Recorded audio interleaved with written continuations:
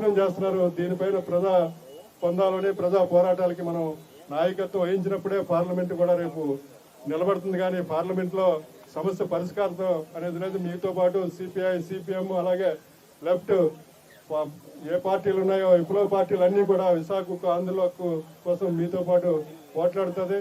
మీరు కాంగ్రెస్ సైడ్ నుంచి పోరాటానికి పిలుపువ్వండి. స్టీల్ ప్లాంట్ కార్మిక వర్గమే కాదు, రాష్ట్ర ప్రజలందరూ కూడా కోట్లాది మంది రోడ్లెక్కి సిద్ధపడుతున్నారు. లేదంటే వేళ విశాఖ కర్మగారని వేళ తొందరలో వీళ్ళు జూన్ కల్లా మన వాళ్ళందరూ ప్యాకేజ్ చెప్పారనమాట.